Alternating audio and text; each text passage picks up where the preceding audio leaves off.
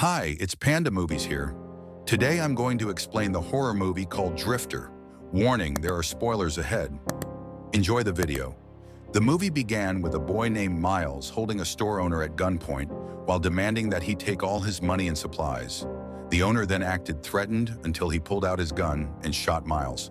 Dominic, his brother, walked in and shot the man in the head, killing him. He asked his brother if he was okay, and he revealed his hand with a hole in the middle.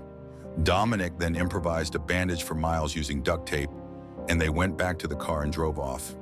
In the middle of the night, Miles walked out of the car and sat on the sand, looking out into the distance. When Dominic noticed that he was out of the car, he went over, approached him, and asked what was on his mind. Miles hesitated to answer first, saying that it was nothing, but he eventually gave in and expressed doubt in their mission, saying that maybe what they're doing wasn't the right thing. Dominic was angered by what Miles said, and he reminded him that the whole thing they were doing was them seeking vengeance for their father's murder. He then continued to say that if he ever heard words like those come out of his mouth, he would not think twice about leaving him out in the desert to die. When they got up, Miles punched Dominic, and a fight ensued. Dominic then stopped the fight and told Miles to start thinking straight and always focus on the main reason why they were doing the mission. They shared a hug and went back to the car. The next morning, they drove again and parked in the middle of nowhere. Miles was left alone in the car to sleep when he was surprised by three men armed with various weapons. They dragged him out of the car and kicked him to the ground. They beat him up until blood came out of his mouth. They then intended to steal the car, but the other one insisted on killing him first. When he was about to shoot Miles in the head, Dominic came back in time and shot the first two in the head.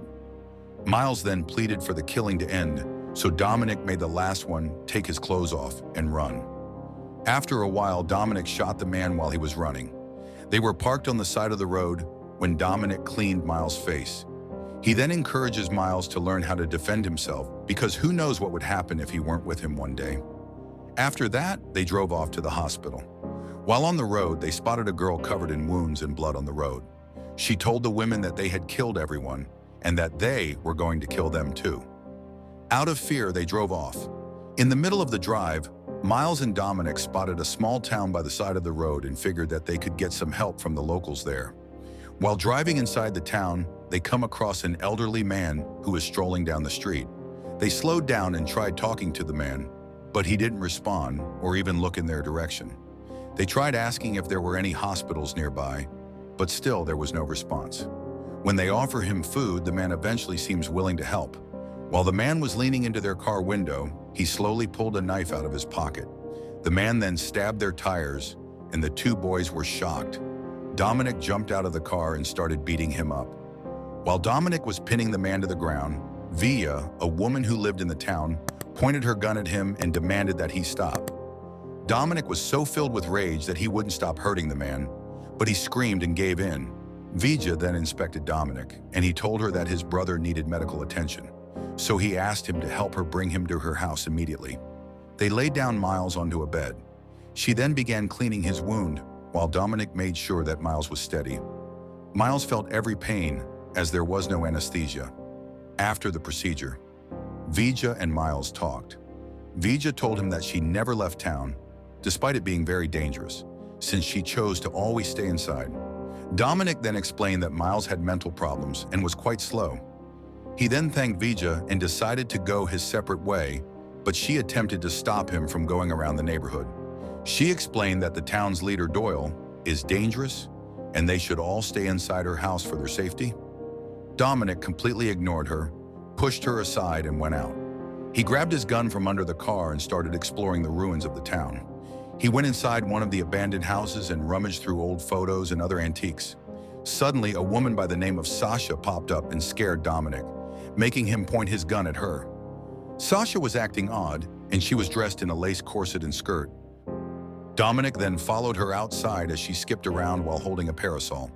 She then climbed into his car and invited him to sit down with her. When Dominic stepped inside, Sasha started seducing her. She started fingering herself, and she kept encouraging him to touch her. Dominic tried holding himself together, but when Sasha got on top of him, he let go and they started having rough sex. As they had sex, Sasha's boyfriend Lados appeared and popped his head into the car, but they didn't notice him at first. Lado then called his attention for having sex with his girlfriend. He then took Sasha out of the car and they had sex in front of him. As Dominic was watching them, Doyle smashed the windshield with his bat and dragged Dominic out the window. They then started beating Dominic up really badly until he was bleeding.